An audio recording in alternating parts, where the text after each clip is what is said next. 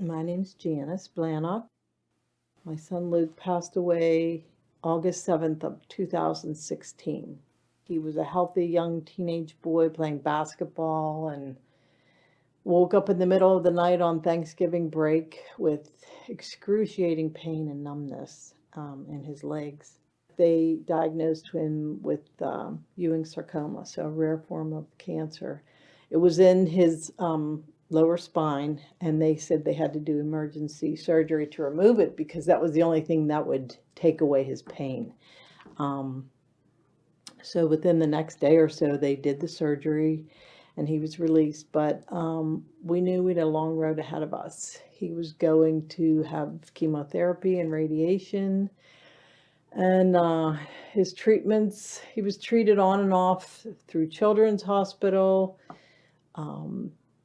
Cleveland Clinic, and MD Anderson Hospital in Houston, Texas, where he also had a limb salvage surgery. They removed part of his hip and femur. In our close neighborhood, in our church, there was a young fellow that we prayed for years at Mass every weekend. And I didn't realize at the time that we were praying for a boy who had Ewing sarcoma. And then whenever Luke was diagnosed, I met a mom at Children's Hospital who had lost her son to Ewing sarcoma, who lived a mile or so up the road.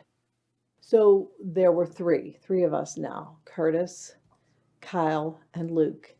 So it wasn't really until Luke's friend and classmate from Canon McMillan High School was diagnosed with Ewing sarcoma that I thought something is very wrong here with this picture, because we're all in this close-knit community, and it's supposedly such a rare cancer. So what the heck is going on?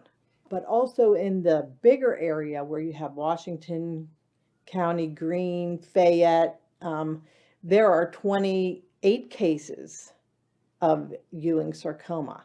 To me, that's not rare. I'm sorry, I don't agree with their analogy of throw a handful of pennies up and some are going to cluster together. The more that I've come to learn about fracking and the process, I kind of just have to believe that there's something, it's related to that somehow, some way. I mean, you figure, and I'm learning that, what is in the shale is radioactive material, and we're taking it out of there and we're bringing it up to where we are. It's in our water, it's in our soil, it's in the air we breathe. So I'm just having a hard time believing that it's not because of fracking that I lost my son. And to think of all the young people,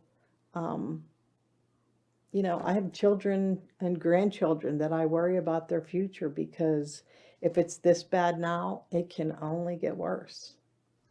That's frightening.